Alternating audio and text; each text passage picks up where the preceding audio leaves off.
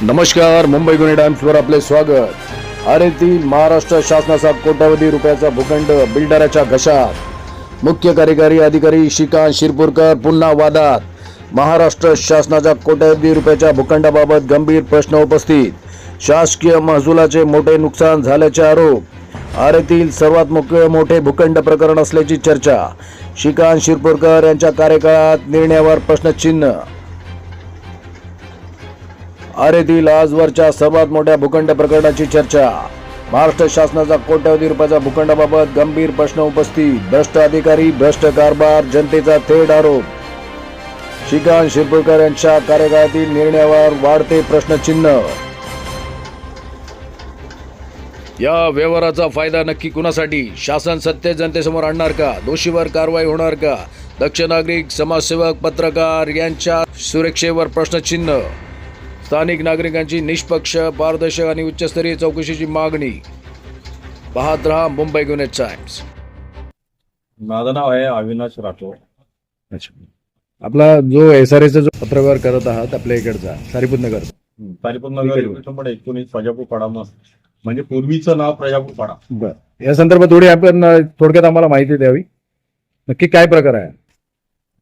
प्रकार असा आहे साहेब की त्याच्यामध्ये आम्ही काही 1.5-2 वर्षापासून आम्ही म्हणजे त्याच्या मागे लागलेलो आहोत की म्हणजे आम्हाला 2000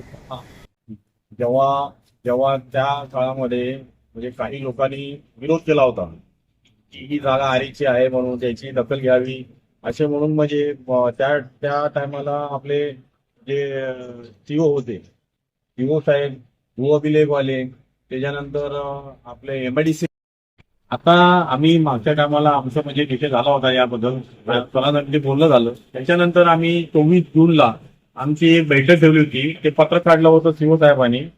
तर आरे कमिशनर जे आपले आहेत त्यांच्याकडे ही बैठक घेण्यात आली होती।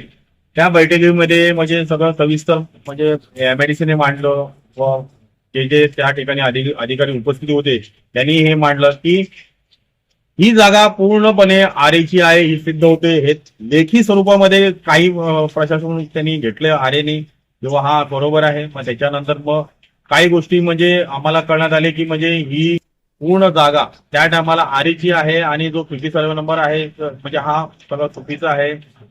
त्याच्यानंतर आम्ही ह्या गोष्टीवरती आम्ही त्यांना म्हणजे सांगितलं की आता तरी या गोष्टीला तुम्ही कुठेतरी म्हणजे आग घातला पाहिजे की म्हणजे बिल्डरनी काहीतरी वेगळं स्वरूप दाखल केलेलं आहे। पण त्या टायमाला जे आपले श्रीकांत शिरपूरकर साहेब आहेत ते फक्त एकच बोलतात, आम्ही त्यांना काही थांबवू शकत नाही, त्यांना काय करू। आपले आरेचे जे सीओ आहेत श्रीकांत शिरपूरकर साहेब यांना आम्ही वारंवार सांगितलं की सर असंच आहे हे बोलले। त्यांचं एकच बोलणं की नाही ते शासनाचं आहे, ते आज ना उद्या तुटणार, उद्या म्हणजे त्याला आम्ही घेऊ, इथे नाही तर कोर्टात घेऊ, नाहीतर आम्ही म्हणजे आमच्याकडे म्हणजे तसं आम्ही कोर्टातून त्यांना म्हणजे कळवू।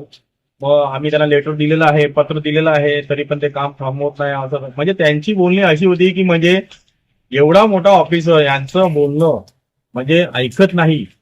म्हणजे ते आम्हाला कुठेतरी भास झाला की बाबा काहीतरी वेगळा इथं गोंधळ दिसतोय। तरी आम्ही आमच्या मनाला पटलं नाही, तरी आम्ही डायरेक्टली आम्ही बॉम्बेला आम्ही मंत्रालयामध्ये गेलो, सचिवांना भेट घेतली, सचिवांना या सगळ्या बातमी कळवली की सर असंच आहे। आणि त्यानंतर मग सचिवांनी पाहणी केली आणि लगेच ताबडतोब 5 मिनिटांमध्ये यांना लगेच कॉल करून सगळ्यांना बोलून घेतलं। तिथे ताबडतोब मंत्रालयामध्ये त्या ठिकाणी सीओ होते, डेअरी कमिशनर होते व डेअरी असिस्टंट कमिशनर होते व आपले अधिकारी जेवढे पण आरेचे अधिकारी होते जे या प्रकल्पाशी जे संबंधित होते प्रत्येकाला बोलून घेतलं आणि ताबडतोब त्यांना आदेश दिला की हे पूर्ण स्टॉप नोटीस काढा, कारण का ही जागा आपली आहे आणि आपलीच आहे।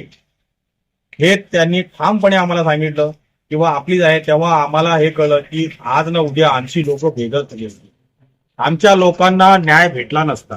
पण आमच्या लोकांसाठी आज आम्ही झटतोय, आमची लोक आमच्या विरोध जातात का की बाबा त्यांना असं वाटतंय की आम्ही विरोधक आहे, या प्रकल्पा आम्ही विरोध करत नाही। आम्हाला प्रकल्प हवा आहे पण चांगल्या पद्धतीने व व्यवस्थित, सगळ्या काल्पनिक नाही, लेखी पत्राद्वारे आम्हाला ते आमचा प्रकल्प पाहिजे।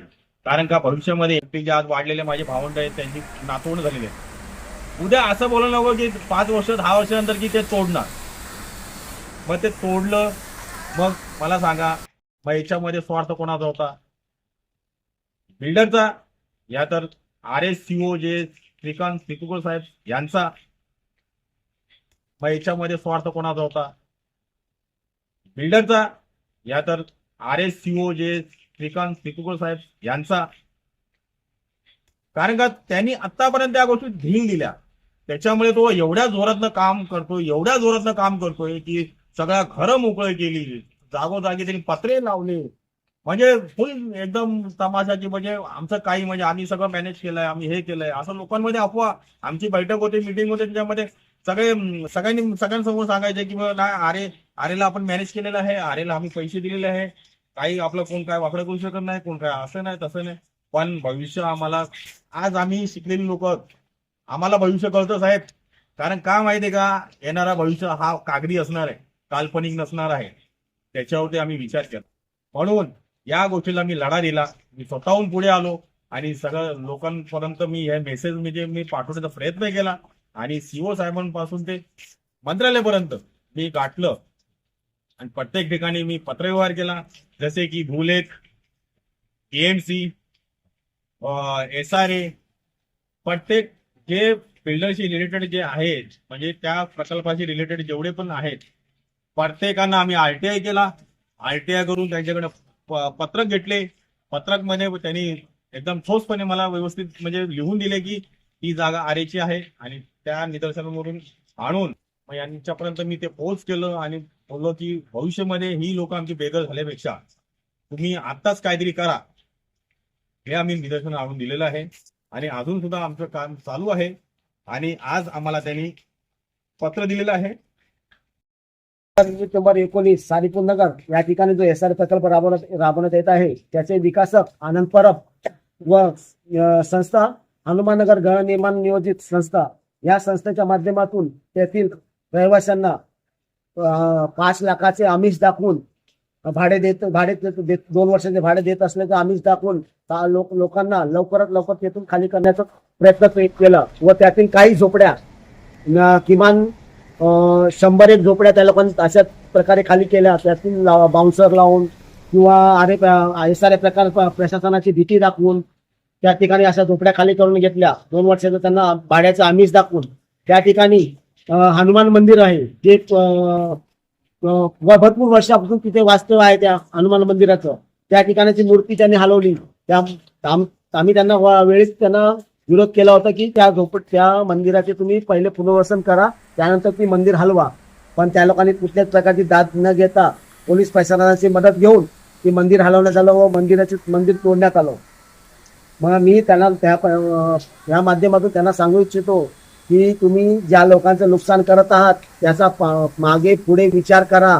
त्यांचं पुनर्वसन करण्याच्या बाबतीत काही ठोस भूमिका तुम्ही घेतलेल्या आहेत का याचा विचार करा. व विकासावर पूर्णपणे विश्वास न ठेवता आरे प्रशासनाला माझी विनंती आहे की त्या लोकांचं तिथे कुठल्याच प्रकारचं नुकसान होऊ नये, त्यांच्या घराची हानी होऊ नये याची तुम्ही नोंद घ्यावी. व तुम्ही स्पष्टपणे भूमिका घेऊन त्या ठिकाणी जो आता SRA प्रकल्प राबवण्यात येत आहे तो त्या प्रकल्पाची जागेची पूर्णपणे माहिती घेऊन त्या प्रकल्पाला आत्ताच तुम्ही स्थगिती देऊन ताबडतोब ते काम थांबवून लोकांचं होणारं जे नुकसान आहे त्याची तुम्ही दखल घ्यावी व त्यांचं नुकसान होऊ नये याच्याबाबतची आपली भूमिका स्पष्ट करावी.